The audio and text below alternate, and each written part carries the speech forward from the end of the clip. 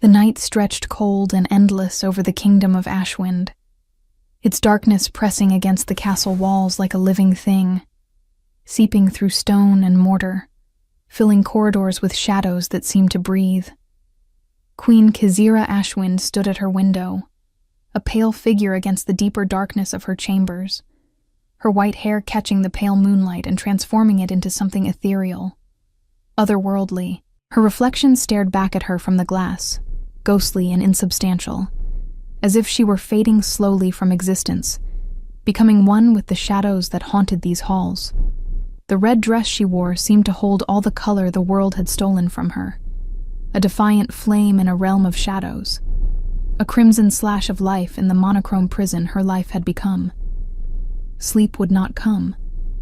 It never did anymore. She had given up hoping for it, given up the nightly ritual of lying down and closing her eyes and waiting for unconsciousness that refused to arrive. The bed behind her was vast and empty, a landscape of white sheets that mocked her solitude, the pillow beside hers untouched, pristine, a constant reminder of absence. The silence of the castle wrapped around her throat like a hand, squeezing gently but relentlessly, making each breath an effort, each moment another weight upon her shoulders. She turned from the window, her jaw set with determination, her hands clenched at her sides. If sleep would not grant her peace, then the night would have to do. She would ride, as she had done countless nights before, losing herself in motion and darkness, in the rhythm of hoofbeats and the cold bite of wind. Perhaps tonight would be different. Perhaps tonight the gnawing emptiness in her chest would ease, if only for a moment. Kizira descended the stone staircase, her footsteps echoing through corridors that once rang with laughter, with music, with the warm sounds of life and love. Now they were hollow, each echo a ghost of joy long departed, and the tapestries that lined the walls seemed faded, as if the color had leached from them along with her happiness. The servants who passed her in the halls bowed quickly and averted their eyes, unable to meet the gaze of their grieving queen. And she understood.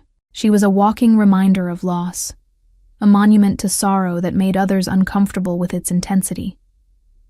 The stable hands looked up in surprise as she entered, but they knew better than to question their queen, had learned months ago that she needed these midnight rides the way others needed air or water.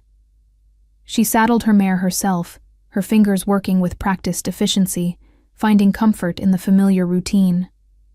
The leather was smooth under her hands, worn soft from years of use, and the horse nickered softly, pressing her velvet nose against Kizira's shoulder in a gesture of companionship that brought tears to her eyes. Animals, at least, did not judge.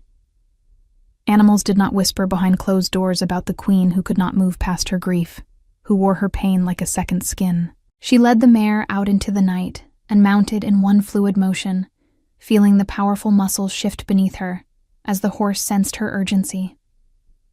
Then they were moving, hooves striking the cobblestones with a rhythmic percussion that spoke of freedom, of escape. Past the castle gates they rode, past the sleeping town where lights still flickered in a few windows, past the cultivated fields that fed her people, out into the wild lands where civilization gave way to forest and mystery. The wind carried the scent of pine and earth, of wild things and freedom, filling her lungs with air that tasted different from the stale atmosphere of the castle. It was sharper here, cleaner, untainted by the weight of duty and expectation. Kizira urged her horse forward, following the boundary lines of her territory, her mind racing through treaties and grain stores and border patrols, through the 1,000 small details that made up a kingdom, through anything and everything to keep the loneliness at bay, to fill the screaming void inside her with something, anything other than the ache of absence. The kingdom thrived under her rule. She made sure of that with an attention to detail that bordered on obsessive. Her people were fed, protected, strong. The borders were secure. Trade flourished. Justice was administered fairly. She had poured everything she had into being the leader they needed, into proving that a woman alone could hold what had been built by two. But every victory felt hollow when there was no one to share it with. No hand to hold when the crown grew too heavy. No voice to tell her she had done well when doubt crept in during the darkest hours. No eyes to meet across a crowded throne room that said without words, "We are in this together. You are not alone." She had loved once, deeply, completely, with the kind of love that transforms you, that makes you more than you were before, that shows you what it means to be truly known and truly accepted. Her husband had been kind, steady, a partner in all things. They had built their life together brick by brick, dream by dream, and she had believed they would have decades to enjoy what they had created. Then came the illness, creeping through his body like winter frost, turning him pale and weak, stealing his strength day by day, despite every healer's best efforts, every remedy tried, every desperate prayer whispered into the uncaring night. She had held his hand as the light left his eyes, had felt the exact moment his soul departed, leaving behind only cooling flesh and devastating absence. She had held him and felt part of herself die with him, felt the future they had planned together dissolve into nothing, felt the bottom drop out of her world. The kingdom needed heirs. The council reminded her gently, constantly. But how could she bring herself to choose another? To replace what could never be replaced? So she carried on, solitary, the weight of the crown crushing the hope from her heart night by night. Before we continue with the story, I want to thank everyone who supports the channel and loves our Alpha King romances. In the pinned comment, you'll find a special selection of the best Amazon audiobooks that inspire our stories. If you purchase any audiobook through those links, you'll be directly supporting the channel and helping us create more stories. Tell us where you're watching from and how old you are in the comments. I hope you enjoy the story. The sound came suddenly, cutting through her thoughts like a blade, sharp and unexpected. A cry, small and desperate, threaded with pain that made something in her chest clench instinctively. Kazira pulled her horse to an abrupt halt, her body tensing, her senses sharpening the way they had when she used to work in the healing tents during border skirmishes, when every sound could mean the difference between life and death. There it was again, weaker now, fading, coming from somewhere to her left, from the shadows beyond the path. She dismounted in one swift motion and moved toward the sound, her boots crunching over dried leaves and fallen branches, each step taking her deeper into the darkness, away from the safety of the trail. The drop was steep when she reached it, the bottom lost in shadow that seemed to swallow light itself. A ravine, its walls jagged and treacherous, the kind of place where a wrong step meant injury or death.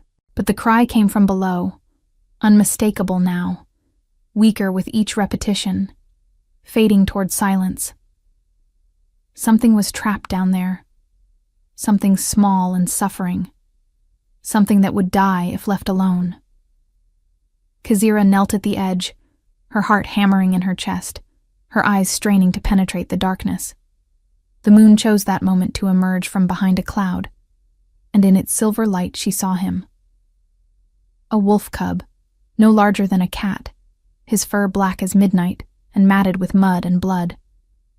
He was caught between two rocks near the bottom, his small body wedged in at an angle that looked painful. Wrong. He was struggling weakly, his movements growing slower with each passing moment, exhaustion and pain stealing the last of his strength. His golden eyes, bright even in the darkness, fixed on her with an expression she recognized instantly, because she had seen it in her own mirror so many times. Desperation. The desperate need to survive warring with the terrible certainty that survival might not be possible. Her heart clenched, a physical pain in her chest. Then the scent hit her, carried up on the cold air that rose from the ravine's depths. Enemy. The knowledge slammed into her with the force of a blow. This was no ordinary wolf.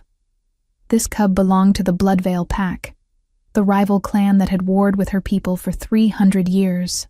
3 centuries of blood spilled on both sides, of villages burned and families destroyed. of betrayal and bitter hatred that had been passed down from generation to generation like a poison in the blood. Her council would tell her to leave him. Her generals would call it justice, would say that one less blood veil meant one less future enemy. Her people would call it wise, would say she owed this child nothing, that the sins of the fathers extended to the sons, that mercy shown to enemies was weakness. Khazira began her descent into the ravine without hesitation, without thought, without weighing consequences or calculating political ramifications. In that moment, she was not a queen. She was simply a woman who had spent too many nights alone with her grief, who understood suffering in a way that transcended politics and history, who knew that some choices were not choices at all, but moral imperatives that defined who you were at your core. The rocks were slick with moisture, treacherous in the darkness, loose stones skittering away under her feet and tumbling down into the void below. She moved carefully, testing each handhold before trusting it with her weight, her breath coming in controlled bursts that misted in the cold air. Her dress caught on sharp edges and tore with soft, ripping sounds, the fine fabric no match for rough stone. Her hands scraped against rock, drawing blood. But she didn't stop, couldn't stop. The cub whimpered as she drew closer, the sound stabbing at her heart, and his golden eyes fixed on her with fear and desperate hope tangled together in a way that made her throat tight. She could see now that his leg was caught between the rocks, the angle wrong in a way that spoke of broken bones or torn ligaments. Blood matted the fur along his side where he had scraped against stone, dark and wet, and he trembled with cold and shock and pain. Too young to have learned to hate, too innocent to understand the politics and prejudices that said she should leave him here to die. "Hush, now," she whispered, her voice soft as she'd once used with frightened children in her healing tent, back before she was queen, when she had been simply Khazira, who set bones and stitched wounds and held the hands of the dying. "I'm here. You're safe now. I won't let anything happen to you. Just hold on a little longer." The cub trembled but didn't pull away as she reached him, didn't snap or snarl as injured animals often did. Instead, he seemed to understand somehow that she meant him no harm, that salvation had come despite all odds. Carefully, gently, with the sureness of someone who had healed hundreds of wounds, Khazira worked to free his trapped leg. The rocks were wedged tight, and she had to shift her weight awkwardly, brace herself against the ravine wall, use leverage rather than force. The cub yelped once, a sound that tore at her heart like claws, a cry of pain that she felt in her own body, but then he was free. She gathered him against her chest immediately, cradling him close, feeling his rapid heartbeat against her own. So fast, like a bird's, frantic with fear and pain. She tucked him inside her torn cloak, trying to share her warmth, to let him know through touch and murmured words that he was no longer alone. It took longer ascending, one-handed, the cub cradled carefully in her arm. Her muscles burned, her dress tore on the rough stone, but she didn't stop. At the top, she collapsed for a moment on solid ground, catching her breath. The cub looked up at her, and something shifted in his eyes. Understanding, perhaps. Gratitude. Then the air shimmered around him, reality bending in that way it did when shifters moved between forms. Magic rippled across his small body like water, and where the wolf had been, a small boy lay in her arms. He couldn't have been more than 5 years old, with dark hair that fell across his forehead in damp tangles, and those same golden eyes, now filled with tears that tracked through the dirt on his cheeks. His leg was badly bruised, mottled purple and black, swelling even as she watched. His side bled from a deep scratch that would need careful cleaning and stitching, and he shook with cold and shock and pain, his small body racked with tremors he couldn't control. "Please," he whispered, his voice barely audible, cracked and raw from crying. "It hurts. It hurts so much." Khazira's throat tightened until she could barely breathe. Whatever else he was, whoever he belonged to, whatever political complications his existence represented, Right now, he was simply a child in pain. A small, frightened, hurting child who needed someone to take care of him, to tell him he would be all right, to make the world feel safe again. And wasn't that what she had always done, before the crown, before the throne, before duty and protocol had buried the healer she had once been? She had saved lives. She had eased suffering. She had been the one people turned to when the darkness closed in. And somewhere in the past 2 years of grief and loneliness, she had forgotten that this was who she was at her core. She removed her cloak with one hand, careful not to jostle his injuries, and wrapped it around him, cocooning him in fabric that still held her warmth. "I know it hurts, sweet one, but you're safe now. I'm going to take you somewhere warm and dry, and I'm going to make the pain stop.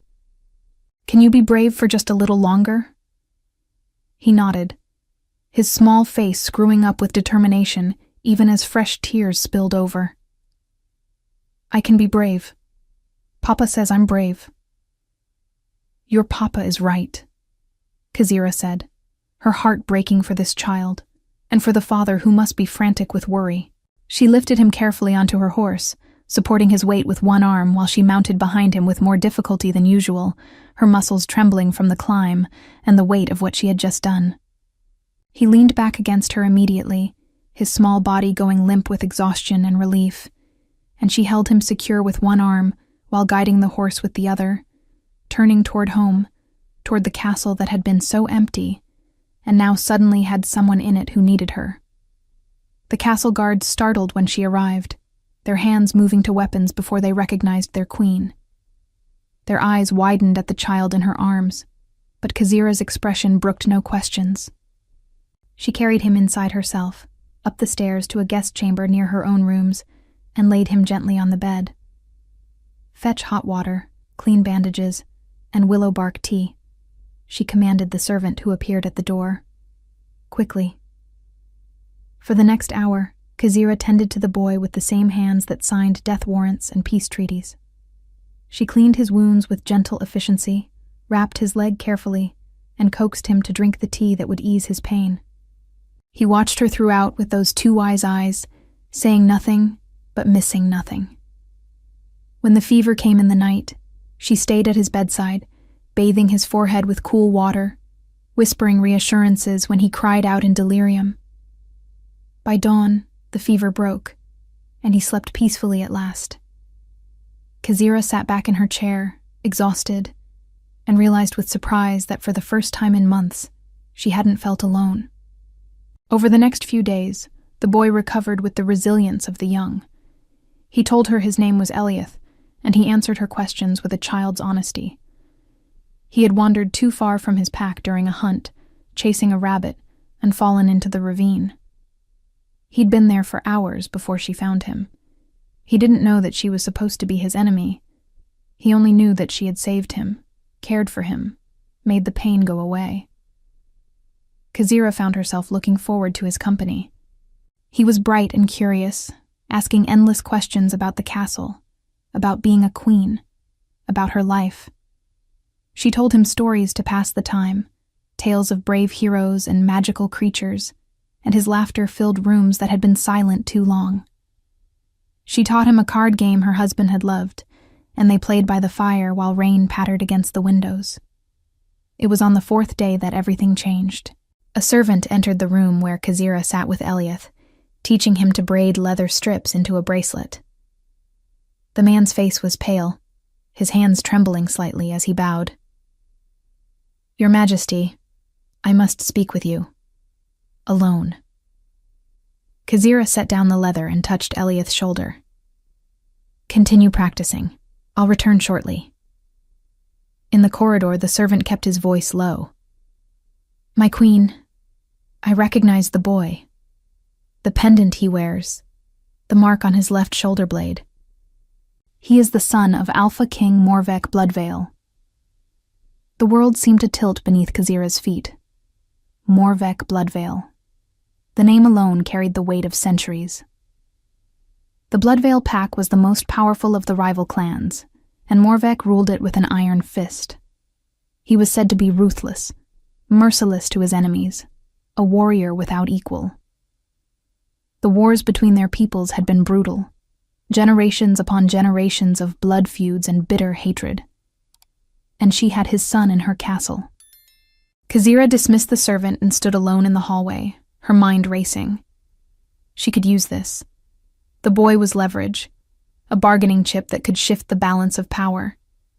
She could demand territory, resources, concessions. Or she could eliminate a future threat before he grew strong enough to carry on his father's wars. She thought of Eliath's laughter, the way he'd held her hand during the fever, how he'd asked if she was lonely too, his young voice full of understanding beyond his years. The decision crystallized in her heart with perfect clarity. This was not a pawn to be played. This was not an enemy to be destroyed. This was a child. And perhaps, just perhaps, he was an opportunity for something the kingdoms had not known in 300 years. Peace. The word felt foreign, dangerous, impossibly fragile, but it bloomed in her chest like hope, and Khazira Ashwind had not become queen by being afraid of impossible things. She returned to the room where Eliath sat, his small fingers fumbling with the leather braid. He looked up at her and smiled, and she smiled back, her decision made. "Eliath," she said gently, sitting beside him. "It's time to send word to your father. He must be very worried about you." The boy's face fell. "Will you send me away?" "No," Khazira said, surprised by the fierceness in her own voice. "Not until he comes for you himself, and not before I've made sure you're completely healed." She drafted the letter herself, choosing each word with care. She told Morvek that his son was safe, unharmed, well cared for. She told him she wished to speak of peace, of ending the ancient enmity between their peoples. She told him that the boy could come home, but only if Morvek came to retrieve him personally, at a place of neutral ground, with both their counselors present. The message was bold, presumptuous. Some might call it madness. But Khazira sealed it with her personal mark and sent her fastest rider before doubt could take root. The wait was agonizing. Days passed with no response, and Khazira wondered if Morvek would simply attack, if she'd miscalculated terribly. But Eliath remained cheerful, his presence brightening the castle like sunlight through storm clouds.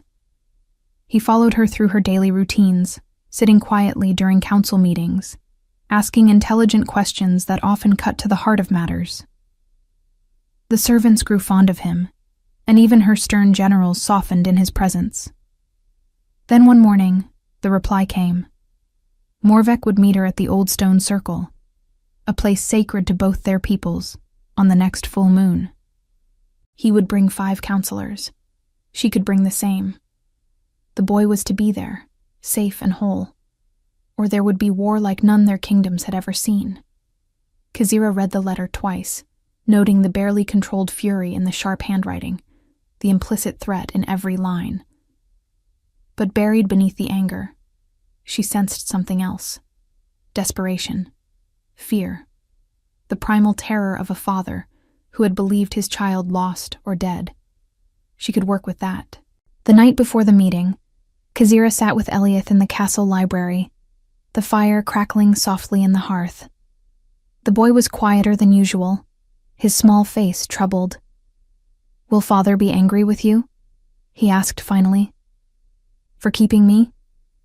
"Perhaps," Khazira said honestly. "But I hope he will understand that I only wanted to help." "He's not always angry," Eliath said, his voice earnest. "He gets fierce when he's scared, but he's gentle with me. He reads me stories every night. He lets me sleep in his bed when I have nightmares." The boy's eyes grew distant. "Since Mama died, he's been sadder, quieter." Khazira's heart twisted.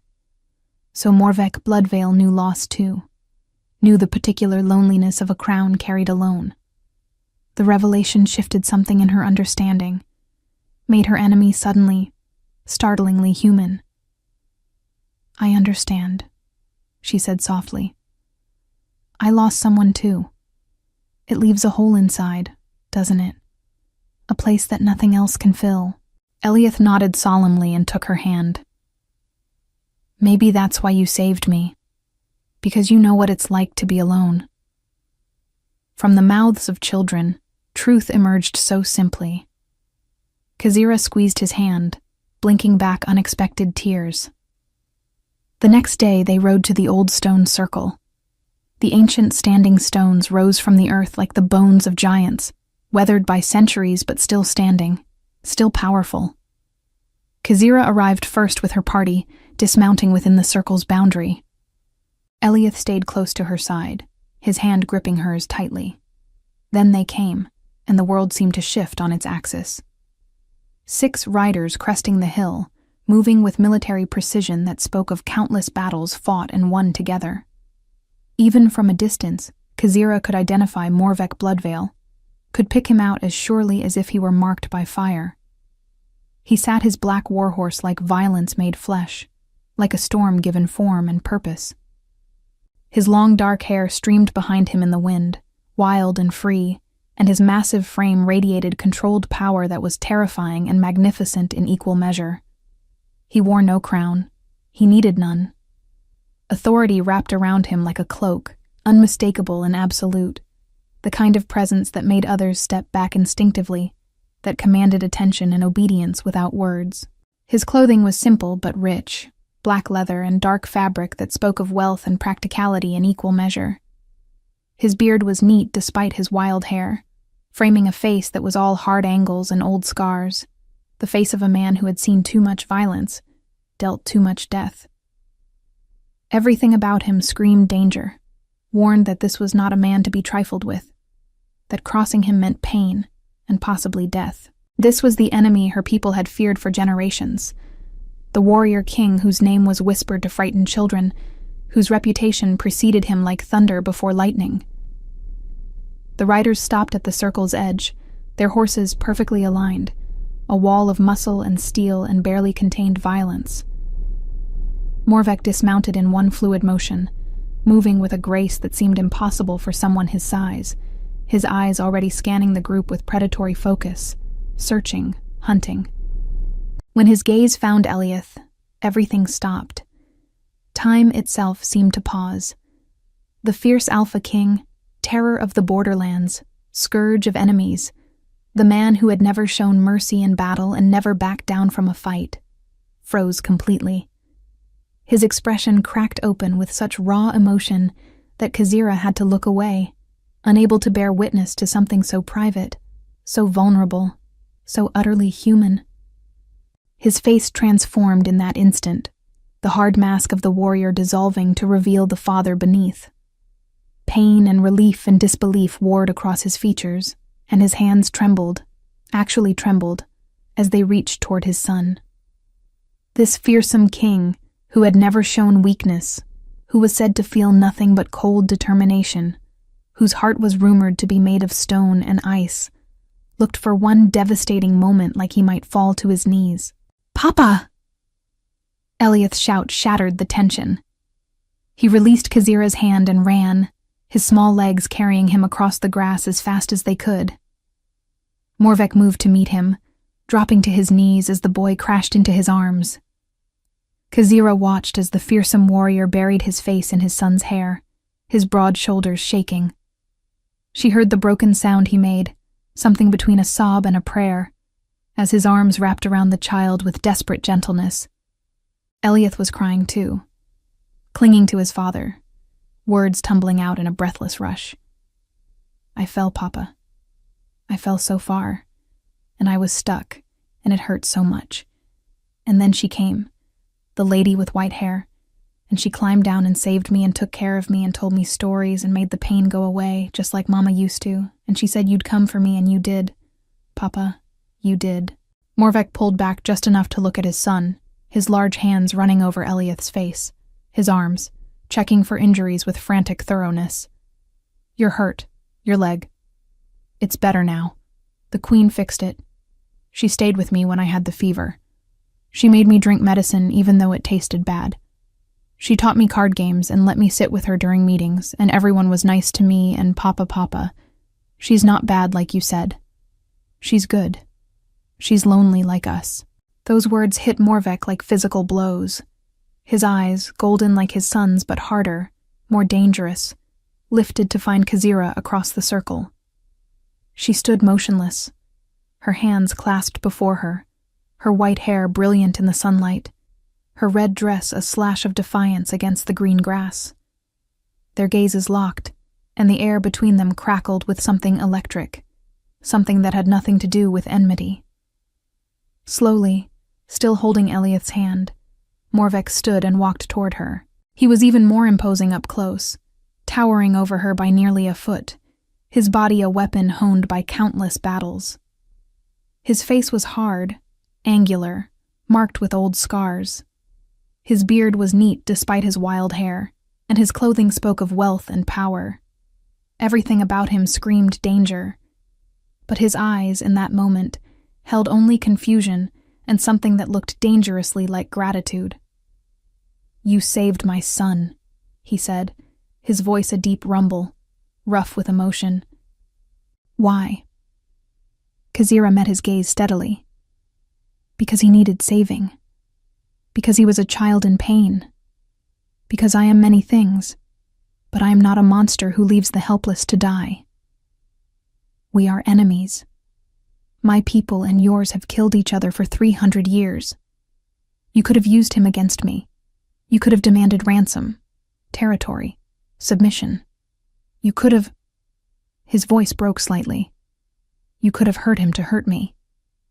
"Yes," Kazira said simply. "I could have done all those things, but I chose differently. I chose to see him as he is, a boy who was scared and alone, rather than as a symbol of ancient hatreds I had no part in creating." Morvek stared at her for a long moment, something shifting in his expression. Eliath tugged at his hand. "Papa, she wants peace, real peace. She told me. She said maybe we could stop fighting and be friends instead. Can we, Papa? Please." The Alpha King looked down at his son, then back at Kazira. The hardness in his face began to crack, piece by piece, revealing something underneath that might have been hope, if hope could look so painful. "You truly wish to negotiate peace? After everything?" "I'm tired," Kazira said, and the honesty in her words surprised even herself. "I'm tired of sending young men and women to die for feuds they didn't start. I'm tired of villages burned and children orphaned. I'm tired of carrying hatred that isn't mine, and refusing connection with people I've never met because of things their great-great-grandparents did. Aren't you tired too?" Something flickered in Morvek's eyes. Recognition. Understanding. The weariness of a warrior who had fought too long, lost too much, and was beginning to question the point of it all. "What you did," he said slowly, carefully. "Protecting my son, caring for him when you had every reason not to. That took courage. It took mercy. It took wisdom." He paused, his jaw working. "It took more strength than any battle I've ever fought." "Then let's be strong together," Kazira said. "Let's end this cycle. Not for us, perhaps, but for them." She gestured to Eliath, to the younger counselors watching from the edges of the circle. "For the ones who deserve better than the world we've given them." Morvek was quiet for a long time, his hand resting on his son's shoulder. The counselors on both sides shifted nervously, hands near weapons, but neither leader moved. Finally, Morvek extended his free hand toward Kazira. "Then let us begin. Not with treaties or territories, but with this. You have my gratitude, you have my respect, and you have my word that I will hear what you have to say." Kazira took his hand. His palm was calloused, warm, his grip careful despite his obvious strength. The moment their hands clasped, something shifted in the air, a change too subtle to name, but too profound to ignore. Both kingdoms would speak of it later, how the wind died at that exact moment, how the sun broke through the clouds, how even the birds seemed to fall silent as enemies became something else entirely.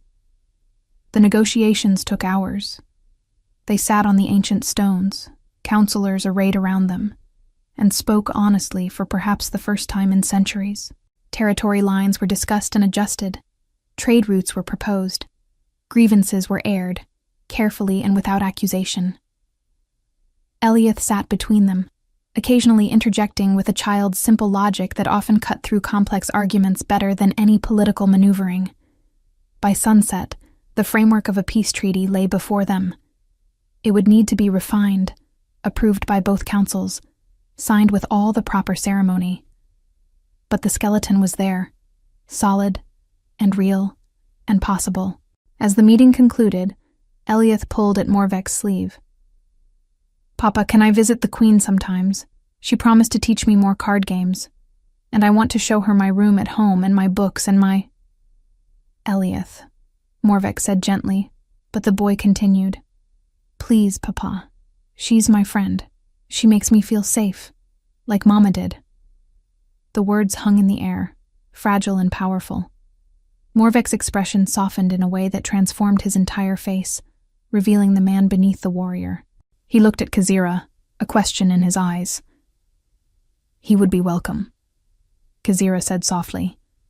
"Any time, for as long as he wishes."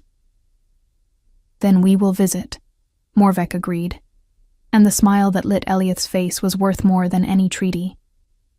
They parted as the stars began to emerge. Enemies no longer, not quite friends yet, but something new and undefined.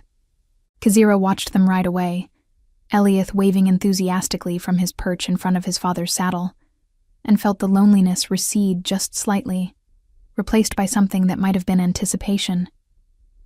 The weeks that followed were transformative. The peace treaty was ratified by both councils, amid much debate, and no small amount of resistance from old hardliners on both sides. But the people, tired of war, embraced it. Trade began cautiously, then flourished. Border villages that had been battlegrounds became marketplaces. Families separated by the conflict were reunited. The prosperity was immediate and undeniable. True to his word, Morvek brought Eliath to visit. The first time, he stayed only an hour, watchful and tense, his hand never far from his sword. But Eliath begged to stay longer, and Kazira showed them both the castle library, the gardens, the stables where her favorite horses lived. She saw Morvek's shoulders gradually relax, saw him looking at her not with suspicion, but with curiosity. The second visit lasted an afternoon. Eliath and Kazira played cards while Morvek sat by the fire, ostensibly reading reports, but actually watching them, a slight smile touching his usually stern mouth. The third visit extended into dinner. They ate together in the informal dining room, and conversation flowed more easily. Morvek spoke of his kingdom's harvest, of new roads being built. Kazira shared her plans to expand the healers' network. They discovered they both loved the same poet, that they both despised formal balls, that they both found council meetings tedious but necessary. "You laugh," Morvek observed at one point, seeming surprised. "I didn't expect that." "What did you expect?" Kazira asked. "Something colder, harder. The stories about you made you sound like iron made flesh." "I could say the same about you. They call you the Blood King in my lands. They say you've never smiled, never shown mercy, that you delight in warfare." Morvek's expression darkened. "I've done terrible things in the name of protecting my people. I won't pretend otherwise. But delight?" He shook his head. "There's no delight in killing, only necessity and regret." "Then we have that in common too," Kazira said quietly. "The weight of difficult decisions, the faces that haunt our dreams." Their eyes met across the table, and understanding passed between them, deep and wordless. They were both leaders, both warriors when needed, both carrying the scars of choices that had cost them pieces of their souls. Eliath, oblivious to the charged moment, yawned widely. "Papa, can we stay tonight? I'm so tired." Morvek started to refuse, but Kazira spoke first. "The guest chambers are prepared. You're both welcome to stay." Something flickered in Morvek's eyes. Hesitation, and something else. Something that made her pulse quicken. "We wouldn't want to impose." "It's not an imposition. It's an invitation." He stayed. That night, after Eliath was asleep, Kazira found Morvek standing on one of the castle's high balconies, looking out over the moonlit lands. She joined him in silence, and they stood together, watching the world sleep. "I lost my wife 3 years ago," Morvek said suddenly, his voice barely above a whisper. "Childbirth. The baby didn't survive either. It nearly destroyed me. Eliath was all I had left, the only thing keeping me from drowning in grief. When he disappeared, when I thought he was dead." He stopped, his jaw clenching. "I understood then that I'd been living half a life, going through motions. I was a king and a father, but I wasn't really alive anymore." "I know," Kazira said, her own throat tight. "My husband died 2 years ago. Illness. We tried everything, but it took him anyway, slowly, painfully. The castle has been a tomb ever since. Beautiful, functional, but empty. I rule because I must, but there's no joy in it, no warmth, just duty." "Do you ever feel guilty?" Morvek asked, turning to look at her. "For having moments where you forget? Where you laugh or feel happy, and then remember that you're not supposed to be able to feel those things anymore?" "Every day," Kazira admitted, as if moving forward means betraying their memory. As if we're only allowed one great love and everything after is somehow lesser, wrong, disloyal. "Is that what we're doing?" Morvek asked, his voice dropping lower. "Moving forward?" The question hung between them, heavy with implications neither was quite ready to name. Kazira's heart hammered in her chest, fear and longing tangled together. "I don't know," she said honestly. "But I know that I look forward to your visits. I know that Eliath has brought light back into this castle. I know that when I'm with you, the loneliness doesn't hurt quite so much." Morvek reached out slowly, giving her time to pull away, and tucked a strand of her white hair behind her ear. His hand was gentle, reverent, despite its size and the violence it was capable of. "You terrify me," he said softly. "Not because you're my enemy, but because you make me want things I thought I'd never have again. Hope, connection, a future that's more than just survival." "You terrify me too," Kazira whispered, "for exactly the same reasons." They stood there, close enough to touch but not quite touching, balanced on the knife's edge between loneliness and possibility. Then Morvek stepped back, his hand falling away, and the moment passed. "We should both rest," he said, his voice rough. "Eliath will be awake at dawn, demanding breakfast and attention."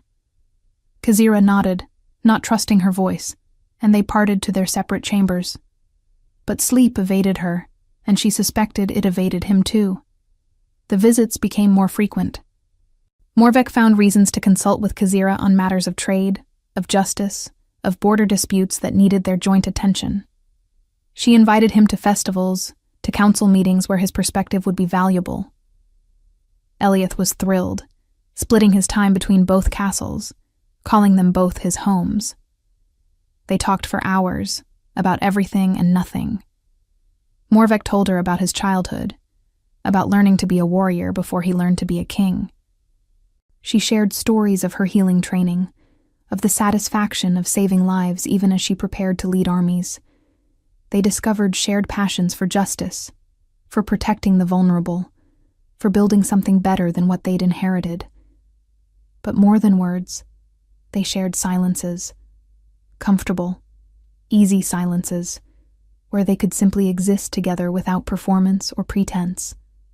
Morvek would read while Kazira worked on correspondence, and the companionship was enough. She would ride with him through the countryside, pointing out landmarks and sharing local legends, and his presence beside her made the world feel less vast and empty. The people noticed. Both kingdoms whispered about their leaders, about the way the fierce Alpha King softened when the White Queen entered a room, about how their queen smiled more lately, how her laughter rang through the castle halls. Some approved, others worried. Old prejudices died hard.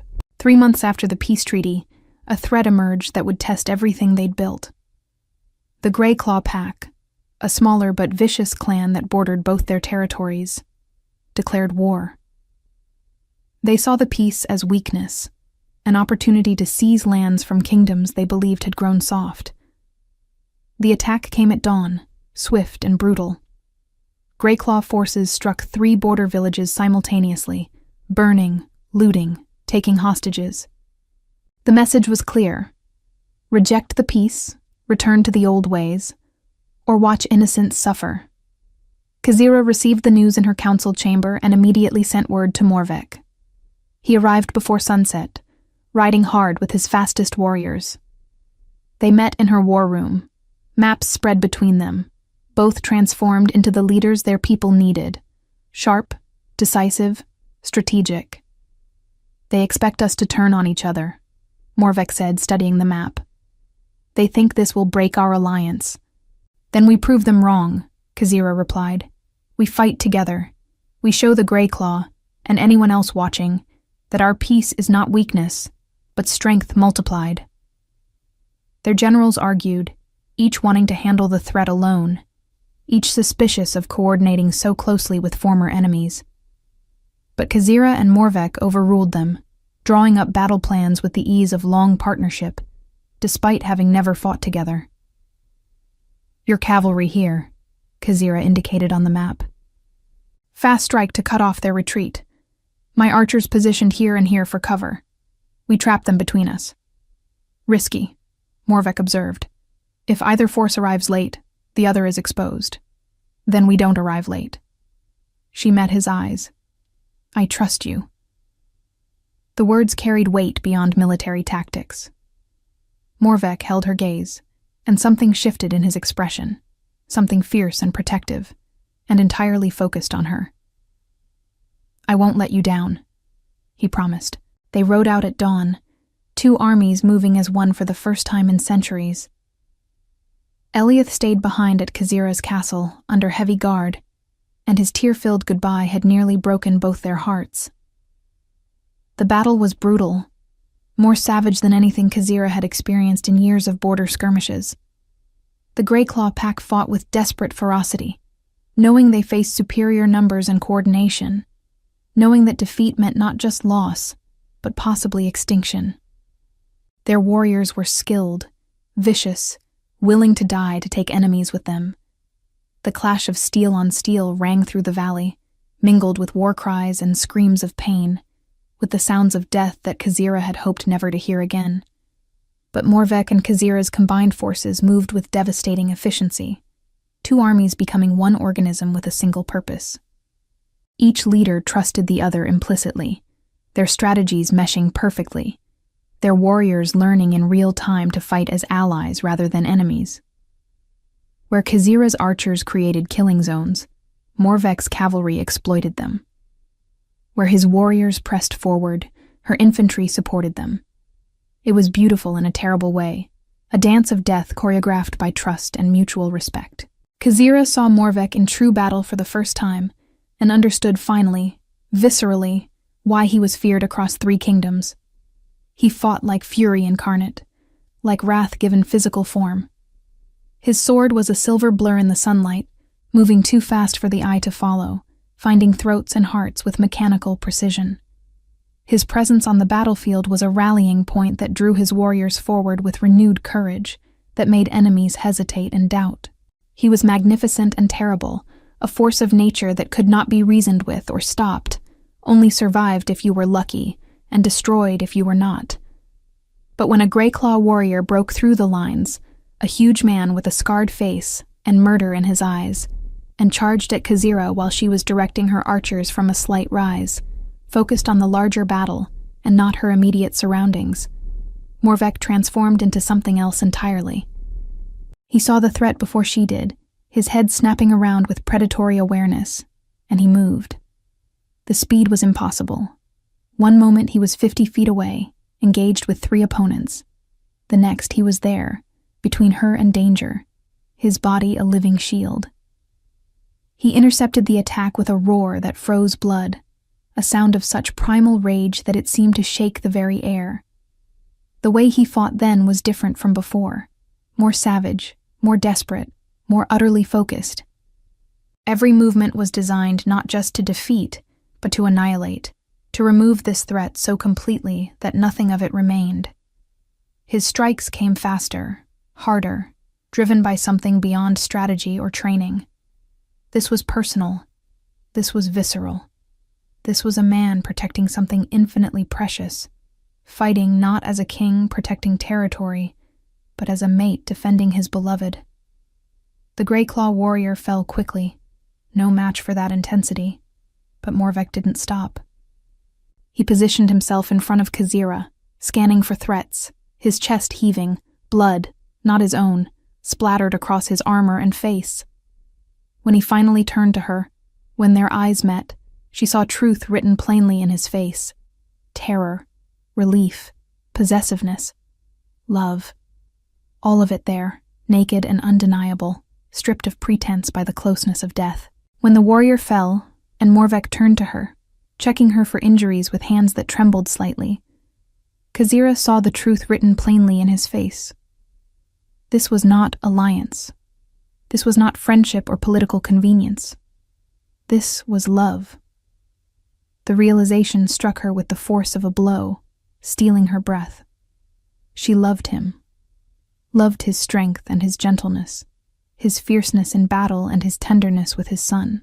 Loved how he listened when she spoke, how he challenged her thinking, how he made her feel alive again after so long feeling like a ghost in her own life.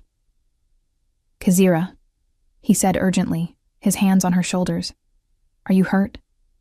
"No," she managed. "I'm fine. You saved me."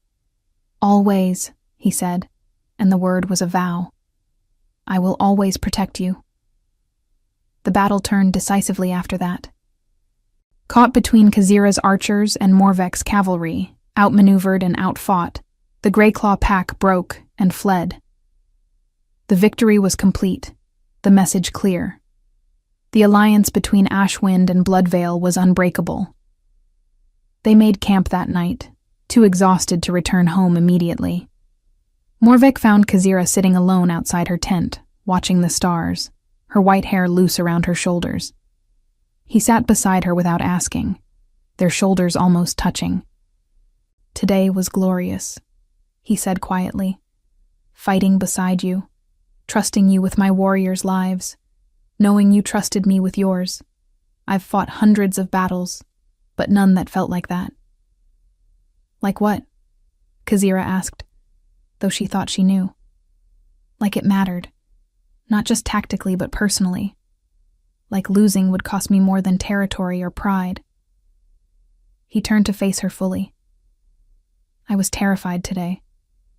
Not of dying, but of failing you. Of letting harm come to you. Of living in a world where your light was extinguished." Khazira's breath caught. "Morvek." "I love you," he said, the words tumbling out rough and honest. "I don't know when it happened exactly. Maybe that first day at the stone circle. Maybe every day since. Maybe the moment I saw how gently you touched my son's face when you thought no one was watching. But it's true, and it's real, and it terrifies me more than any army ever could." Tears burned in Khazira's eyes. "I thought I'd never feel this again. I thought that part of me died with my husband, that I'd spend the rest of my life performing the role of queen while being completely empty inside." "And now?" he asked, his voice barely a whisper. "Now I'm terrified too," she admitted. "Terrified of being hurt again. Terrified of losing someone else I love. Terrified that this is too good, too perfect, that fate will snatch it away as punishment for daring to hope." "But," Morvek prompted gently, "but I love you anyway. Khazira said, the words breaking free like a dam bursting. I love your fierce heart and your gentle hands. I love how you are with Eliath, how you lead your people, how you make me laugh even when I'm trying to be stern. I love that you understand loss and loneliness and still choose to be kind. I love you, Morvek Bloodveil. And yes, it terrifies me. But the alternative, spending the rest of my life without you, terrifies me more.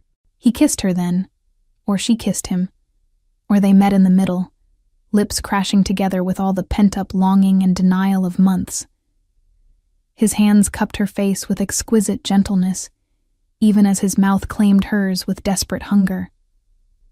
She fisted her hands in his long hair, pulling him closer, and he made a sound low in his throat that sent heat coursing through her veins. When they finally broke apart, both breathing hard, Morvek rested his forehead against hers. Marry me, he said. Not for alliance, not for politics, not to seal a treaty.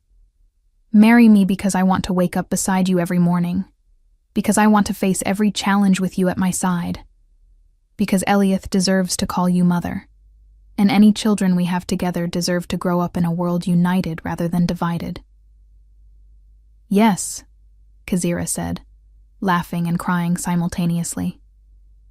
Yes, to all of it. Yes. They sat together under the stars, wrapped in each other's arms, and for the first time in years, neither felt alone. The wedding was held 3 months later, on the border between their kingdoms, where a new city was being built to symbolize their united future. Representatives from every pack, every clan, every village attended. Eliath stood proud as the ring-bearer, beaming with such joy that even the most skeptical hearts softened. Khazira wore white and red, her hair braided with silver threads. Morvek wore black and crimson, his long hair bound back, his beard trimmed. They spoke their vows in voices that carried across the assembled thousands, promising love, honor, partnership, and peace. When they kissed, sealing the bond, both kingdoms erupted in cheers that echoed across the land.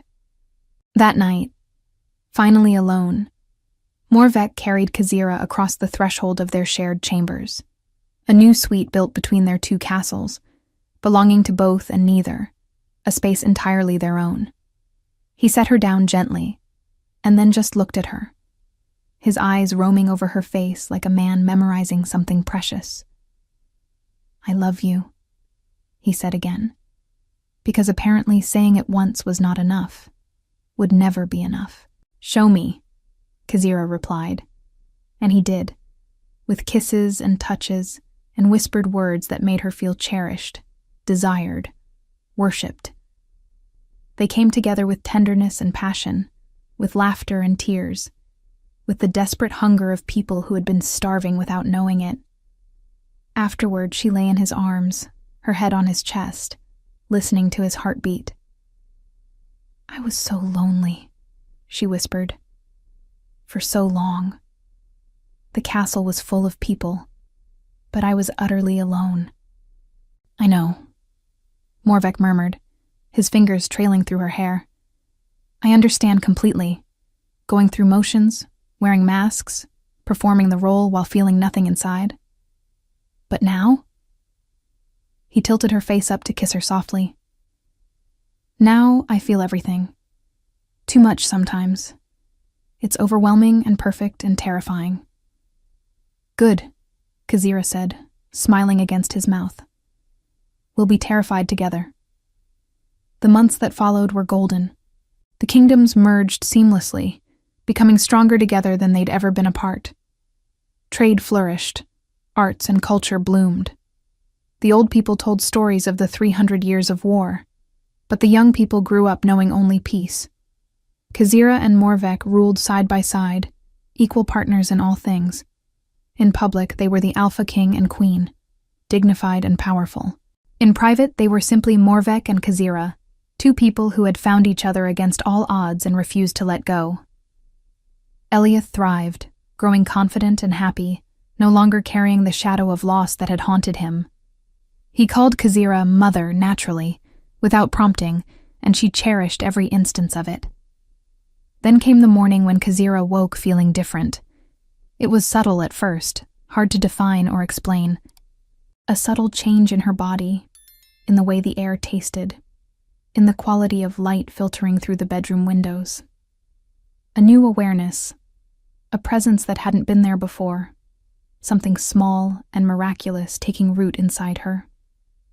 She lay still for a long moment, one hand pressed to her stomach, barely daring to breathe as realization washed over her in waves of wonder and fear and overwhelming joy. She called for the healers, 3 wise women who had attended her for years, who had seen her through grief and now might see her through this new beginning. They came quickly, sensing the importance even before they knew the reason. They examined her with gentle hands and knowing eyes, confirming what her heart already knew, what her body had been trying to tell her for days now without her quite understanding the message. The news spread like wildfire through both kingdoms, carried on the wings of joy and hope. Both peoples erupted in celebration, lighting bonfires and ringing bells, declaring a spontaneous holiday that lasted 3 days. Babies born to unite warring kingdoms were the stuff of legends, of prophecies, of new beginnings. This child would be a symbol, yes, but more than that. A promise that the future could be different, that love could triumph over hatred, that peace was not just possible but inevitable. But Kazira saved the most important announcement for a private moment. Understanding that some news needed to be shared intimately, in a space where emotions could be expressed without the weight of public expectation, she brought Eliath and Morvek to the garden, to their favorite spot beneath the ancient oak tree where blossoms rained down like snow when the wind blew. It was late afternoon, the sun turning everything golden, the air warm and sweet with the scent of growing things. They sat together on the stone bench that had become their sanctuary, and she took their hands, feeling the contrast. Eliath's small fingers, still child-soft, and Morvek's large calloused palm, scarred by war, but gentle in her grasp. "I have something to tell you both," she said, her voice shaking with joy and nervousness. "We're going to have a baby. You're going to be a big brother, Eliath." The boy's eyes went wide. Then he whooped with delight, jumping up and down. "Really? Really truly? A baby sister or brother?" "Really truly," Kazira confirmed, laughing. Eliath threw his arms around her, careful of her stomach even though she wasn't showing yet. Then he turned to his father, who sat frozen, his expression unreadable. "Papa?" Eliath asked, worried. "Aren't you happy?" Morvek's face crumpled, tears streaming down his cheeks. He pulled both Kazira and Eliath into his arms, holding them fiercely. "Happy doesn't begin to cover it," he managed. "I thought, after we lost, I never imagined—" He couldn't finish, too overcome. Kazira held him while he cried, this fierce warrior, this powerful king, this gentle man who loved so deeply it frightened him. Eliath patted his father's back awkwardly, offering comfort in his childish way. "It's okay, Papa. We're all together now. We're a family." "Yes," Morvek said, pulling back to look at them both, his smile brilliant through the tears. "We are, and I will protect this family with everything I have, for as long as I live." The pregnancy progressed without complication. Kazira continued her duties as long as she was able, with Morvek growing increasingly protective and hovering, earning good-natured teasing from both Kazira and the court. Eliath talked to his future sibling constantly, telling stories, singing songs, promising to teach them everything important. When the time came, Morvek refused to leave her side, despite tradition dictating he should wait outside. He held her hand through every contraction, every push, his presence anchoring her, even as his face went pale with worry. And then, finally, a new cry filled the chamber. A daughter, perfect and healthy, with her mother's white hair and her father's golden eyes. They named her Liana, after Morvek's late wife and Kazira's late husband. A bridge between past and future, honoring what was lost while celebrating what was found. Eliath was allowed in to meet his sister within minutes, and he approached the bed with reverent awe, his eyes wide as he looked at the tiny bundle in his mother's arms. "She's so small," he whispered. "You were once this small too," Morvek told him, his voice rough with emotion. "And look how strong you've become." "Can I hold her?" Eliath asked. Kazira helped him sit on the bed and carefully transferred Lyanna to his arms, showing him how to support her head. The boy stared down at his sister with such fierce love that Kazira had to blink back tears. "I'll protect her forever," Eliath declared. "No one will ever hurt her, I promise." "I know you will," Kazira said softly. "You're going to be an amazing big brother." Morvek sat beside them on the bed, his arm around Kazira, his free hand resting on Eliath's shoulder. And for a long moment, they stayed like that, a family, complete and whole.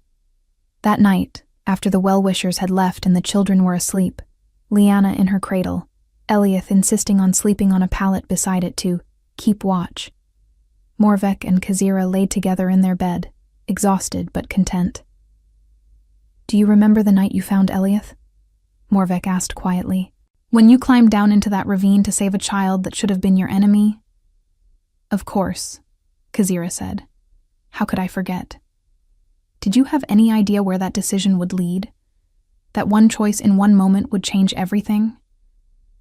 Kazira thought about it, about the woman she'd been that night. Lonely, grieving, going through the motions of living without really being alive. She thought about the terrified cub in the ravine, and the split-second decision to help rather than harm. "No," she admitted. "I just knew I couldn't leave him there. Everything else, the peace, meeting you, falling in love, all of this, I never imagined any of it." One act of mercy, Morvek marveled. One decision to choose compassion over hatred, to see a child instead of an enemy, and it created this, our family, our united kingdom, peace after 3 centuries of war. "Sometimes the smallest choices have the biggest consequences," Kazira said. "We never know which moment will be the one that changes everything." Morvek pulled her closer, kissing her temple. "I'm grateful beyond words that you made that choice, that you were the kind of person who would risk yourself for a stranger, that you gave me my son back, and in doing so, gave me my life back." "And you gave me mine," Kazira replied. "You made me remember that it was okay to hope, to love, to live rather than just exist. You brought light back into my darkness." "We saved each other then," Morvek said. "Yes," Kazira agreed, smiling. "We did." They lay in comfortable silence, listening to the soft sounds of their children sleeping nearby, the gentle breathing, the tiny sounds of contentment. Outside, their united kingdom slept in peace. 2 peoples who had been enemies for so long, finally learning to live as one. Kazira thought back to that lonely night, riding alone through the darkness, weighted down by grief and duty and isolation. She thought about hearing that weak cry in the ravine, about making the choice to climb down, to save rather than abandon. That moment had seemed so small at the time. Just one night, one choice, one frightened child. But it had changed everything. It had changed the fate of 2 kingdoms, ended a war, created alliances, built bridges where walls had stood. And more than that, more personally, more importantly, it had led her here. To this bed, with this man, with these children, with this love that filled all the empty spaces and healed all the broken pieces. She had found a child trapped in a ravine. In saving him, she had saved herself. In showing mercy, she had found love. In choosing compassion over enmity, she had discovered that the future could be better than the past, that hope could triumph over pain, that sometimes the greatest strength was not in fighting, but in healing. Morvek's breathing deepened as he drifted toward sleep, his arms still holding her close. Kazira closed her eyes, feeling the warmth of him beside her, hearing the soft sounds of her children, and felt a peace so profound it brought tears to her eyes. She had spent so long being lonely, so long feeling like half a person, going through motions, surviving rather than living. But that was over now. Now she was whole. Now she was home. And it had all begun on one dark night, with one small choice, with one life saved. In the nursery, Liana made a soft sound. Immediately, Eliath's voice came, sleepy but alert, murmuring reassurances to his sister. "Shh, it's okay, I'm here. I'll always be here." Kazira smiled in the darkness, her heart full to overflowing. This was her family. This was her life. This was everything she'd thought she'd lost forever, returned to her in a form she never could have imagined. All because she had chosen mercy. All because she had climbed down into a ravine on a dark night and saved a frightened child. One small act of kindness, one moment of compassion. And it had changed everything. Outside the window, the first light of dawn began to touch the horizon, bringing with it a new day in a world transformed. A world where former enemies lived as friends, where children grew up knowing peace instead of war, where two lonely rulers had found each other and built something beautiful from the ashes of grief. The future stretched ahead, bright with possibility, and Kazira Ashwind, White Queen of the United Kingdom, once lost in darkness but now found in light, closed her eyes and slept, cradled in love, surrounded by family, finally, completely, home. We'd love to hear your thoughts on this beautiful love story. Let us know what you thought of this tale full of emotions and surprises. Tell us your name, where you're watching from, and rate this story from 0 to 10 if it touched your heart. And if you enjoyed the plot, don't forget to leave a like and subscribe to the channel so you don't miss the amazing new stories coming soon. See you next time.